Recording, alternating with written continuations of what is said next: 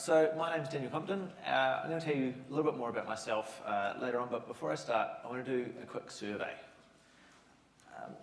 In the last week, who here has run code from the internet on their own machines that they haven't reviewed or checked? Wow, that's a lot. Perhaps something like this. Who's run something like this in the last week? Yeah. A few less, but still some.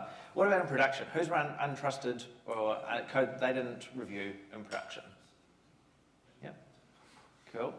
And we all know this is kind of risky behaviour, and that we shouldn't really be running code on our developer machines or on our production machines that we haven't reviewed.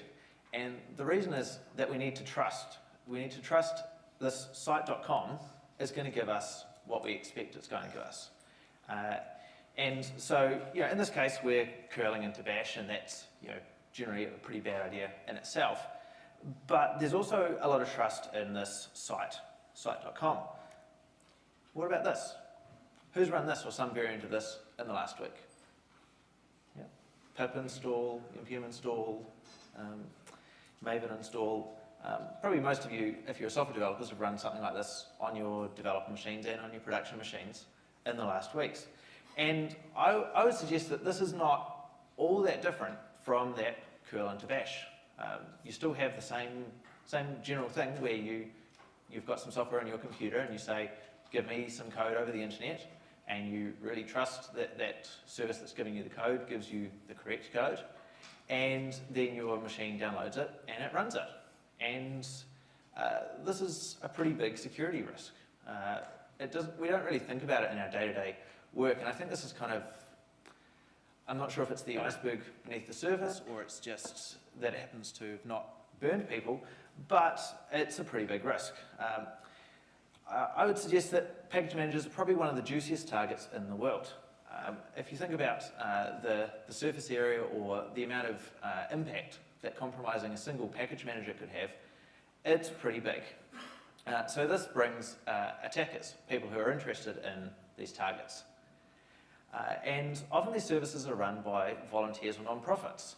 I'm an admin for Clojars, and most of the other language package managers out there are run by volunteers. They're not run, I think, apart from NPM, which is venture funded, I don't think any of the others have a large commercial backing behind them.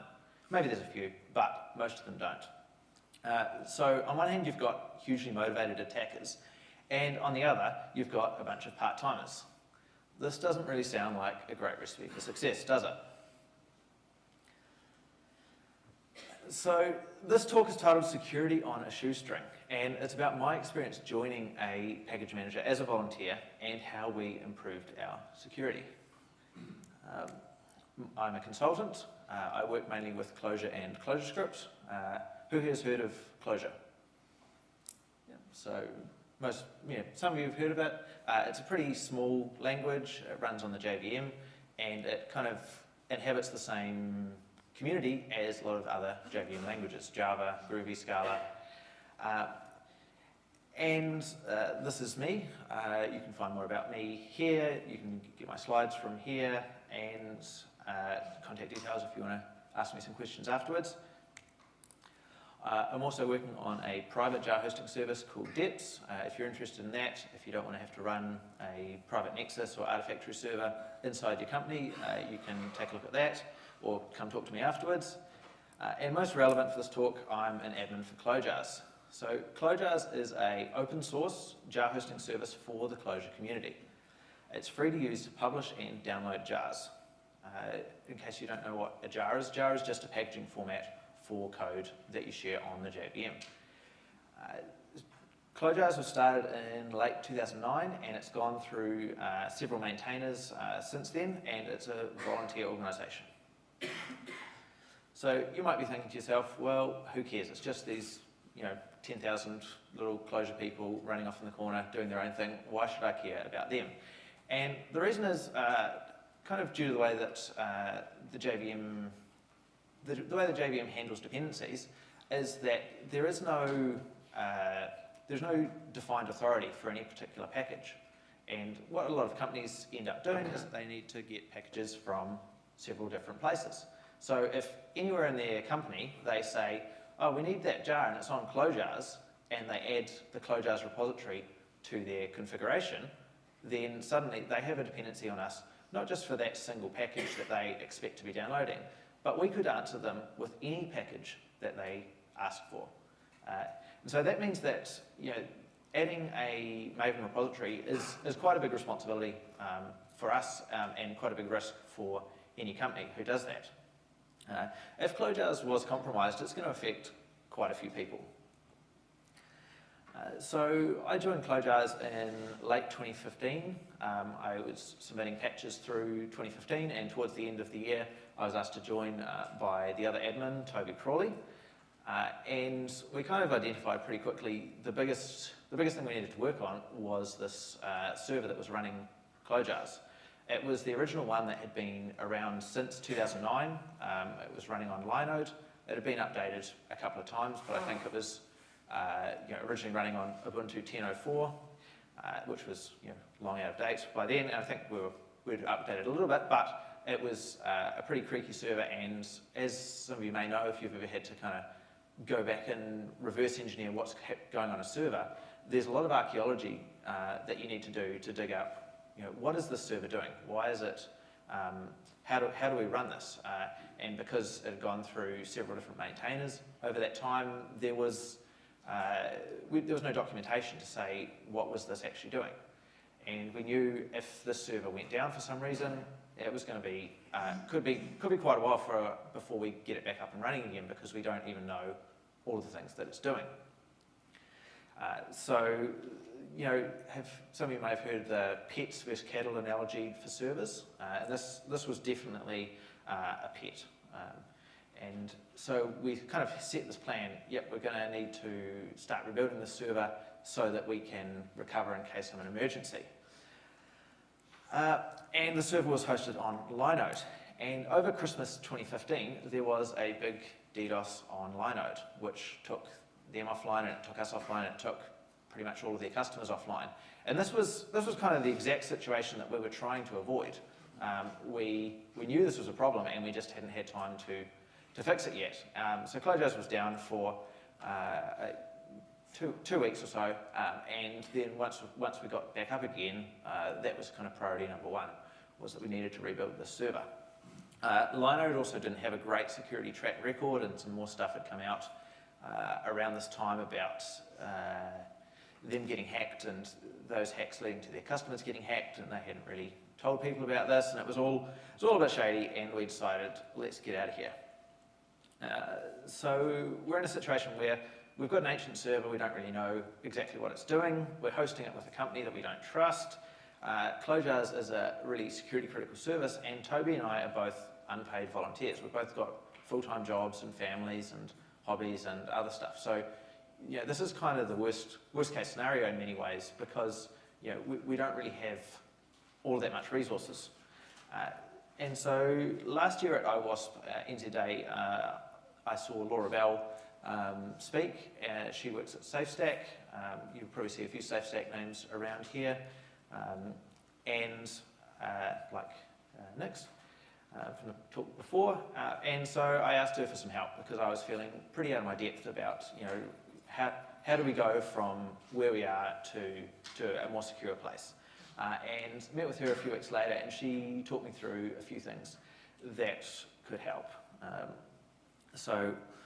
Erica's talk was really great. On this Erica's talk about cloud security was kind of a superset of this. These were some specific things that we needed to look at, but there's a lot more general stuff around the place that general security advice that you can follow. But for us, we need to look at our inputs and outputs. So we need to do an audit and understand what are we accepting from people, and what do we deliver to them, and what are those points of risk. Second thing was logging. We had logging, but it was all just on the server. And so if that server was ever compromised, then, well, how do you know if the logs are telling the truth, if the server was compromised?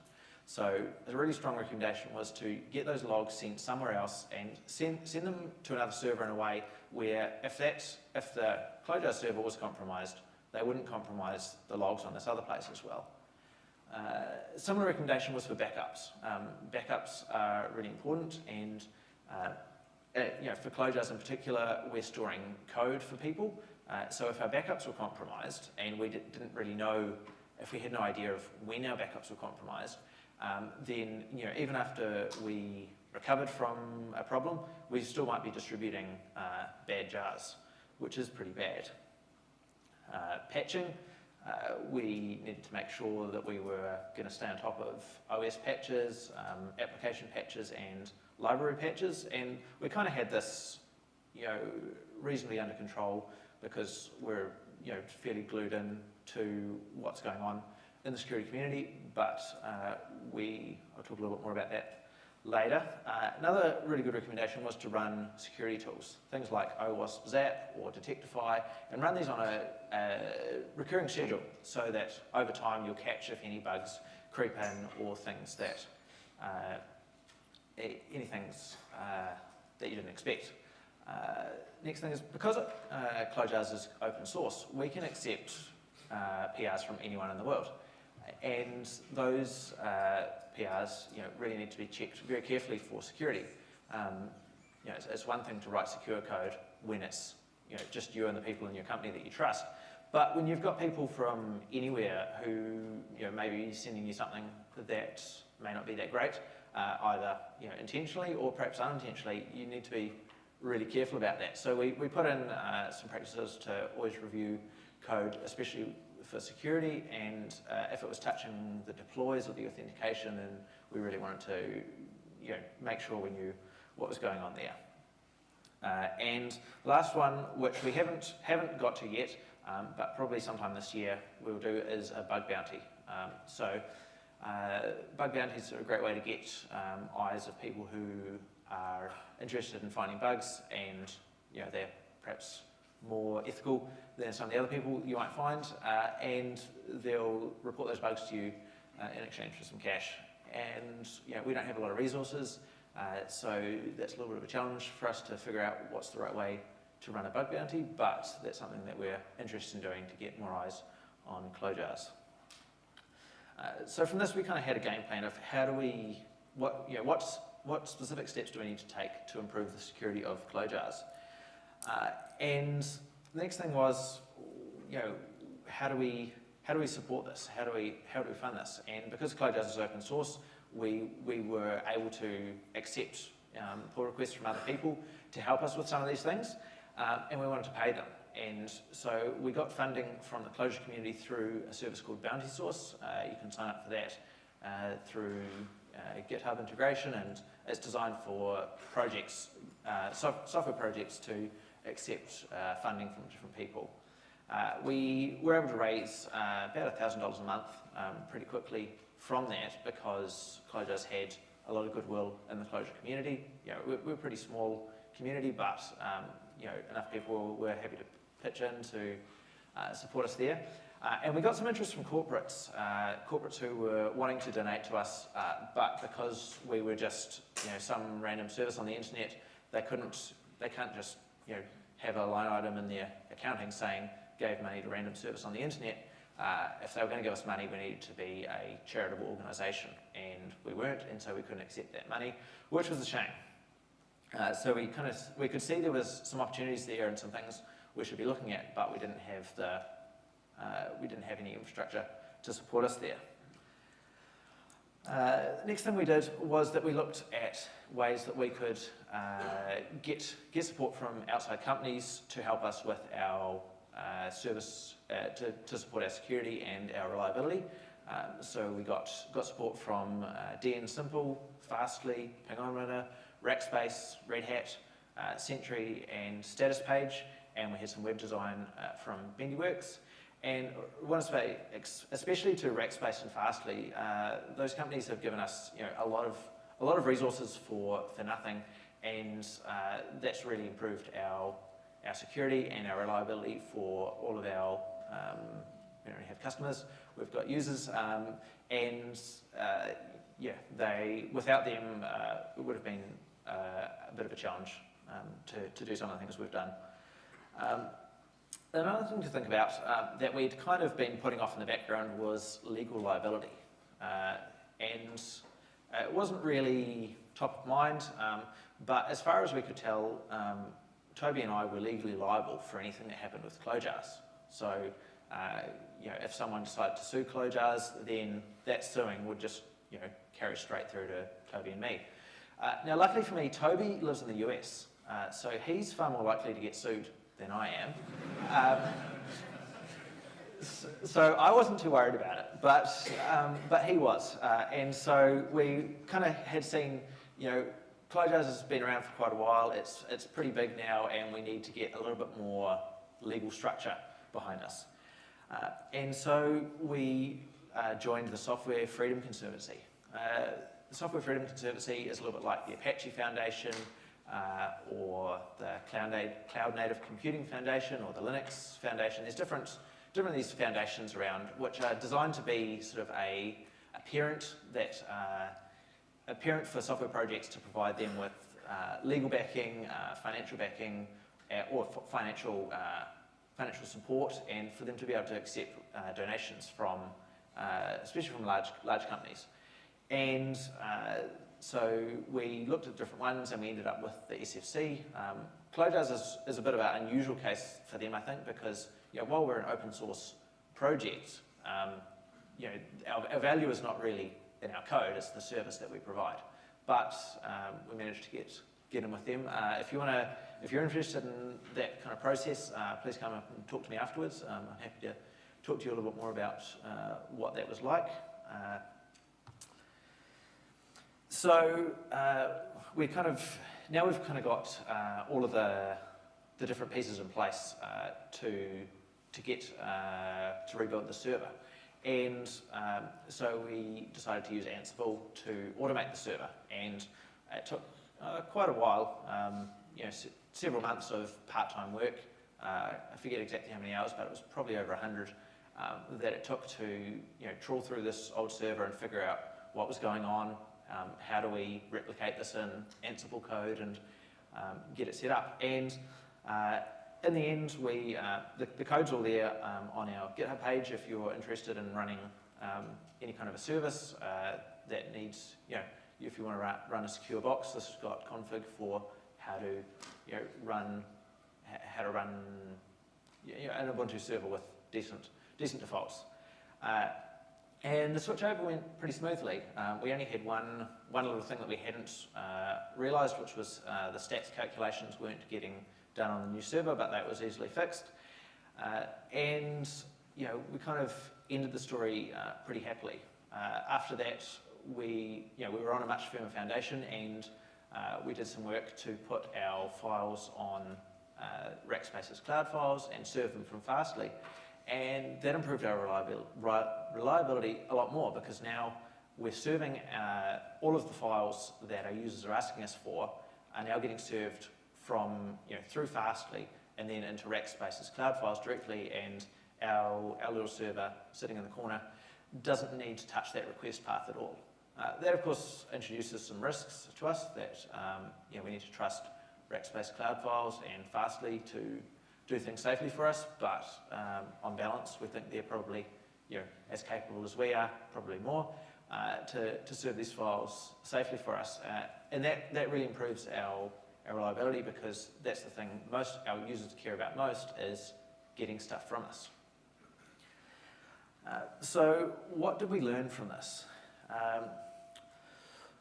One of the things that anyone who runs any kind of a service with a security at domain email probably has learned is that you get a lot of low-quality bug reports, quite a few in fact, and often these are in incomplete English, or perhaps not even English at all, and you just need to, I guess in our case anyway, we just decided to plough through them and review each one of them, make sure that it was something innocuous, and occasionally there were some small minor things that we used to improve our security on.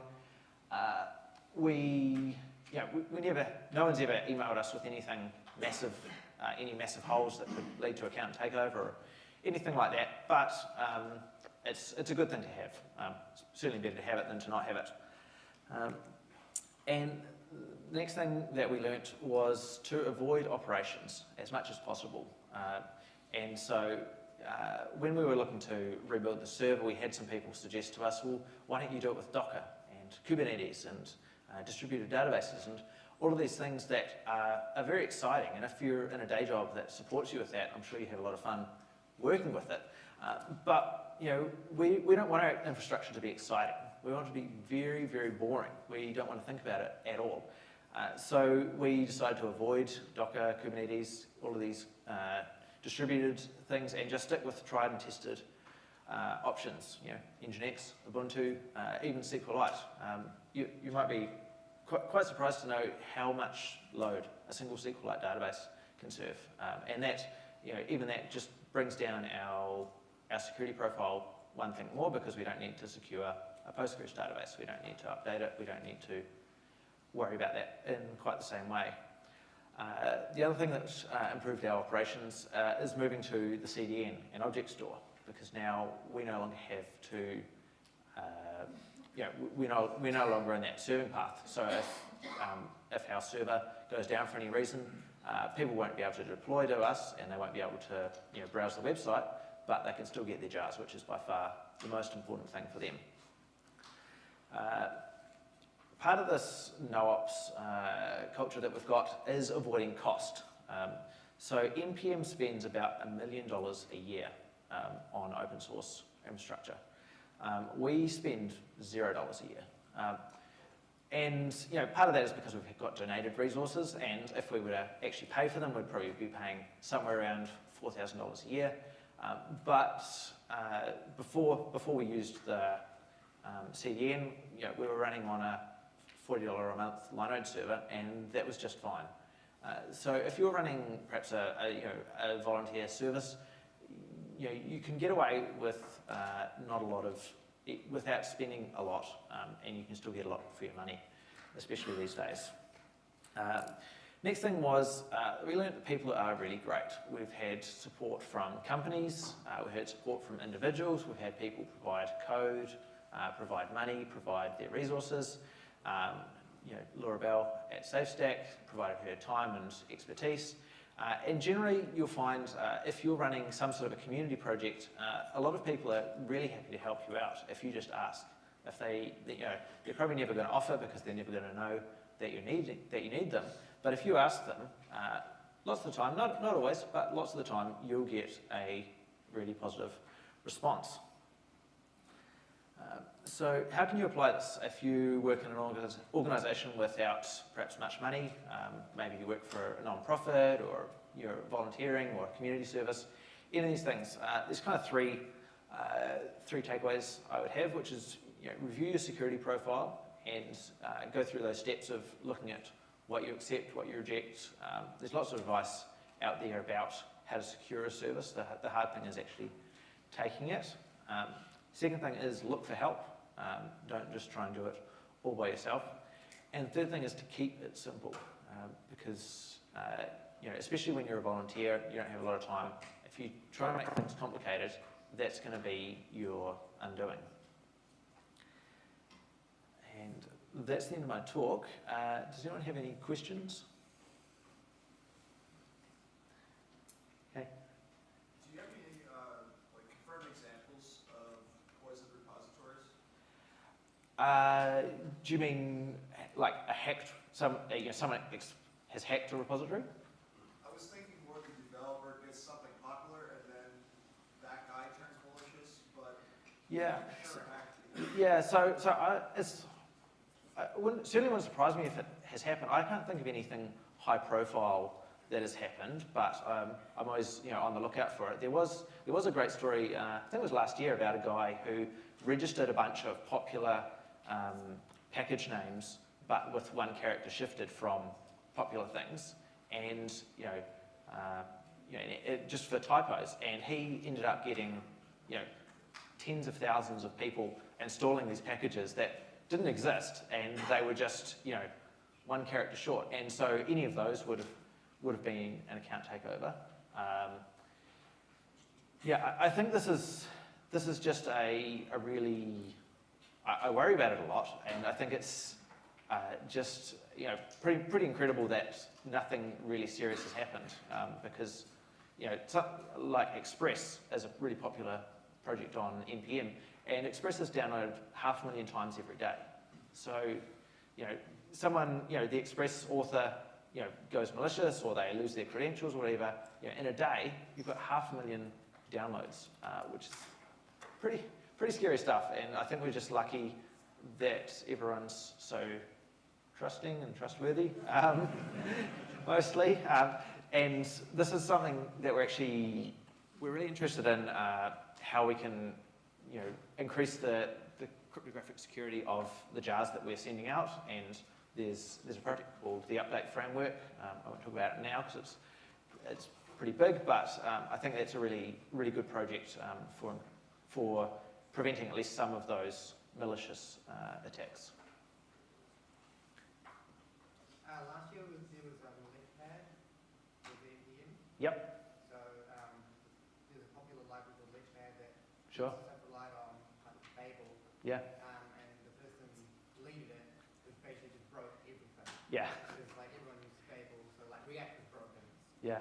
Yeah. So that's a great example of the trust that we put in these systems. It was just lucky that nothing worse happened than deleting that package. But yeah, I agree. So I know a lot of packaging systems have had to learn the same security lessons over and over again. Like NPM is learning lessons that the Python package index had to learn the hard way.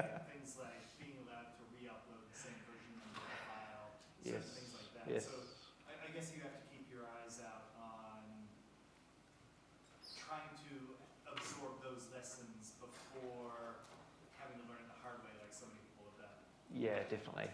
And I think CloudJazz is pretty lucky because we didn't have to write our own protocol for this. We just piggybacked on the Maven protocol, which is very mature. It's been around, I don't even know how many years, 10, probably maybe even, I don't even know. It's a long time. Anyway, and so we just needed to conform to it, which was nice for us.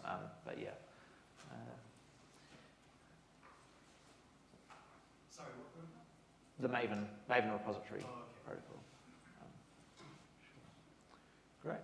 All right. Well, thanks very much for your time. And yeah.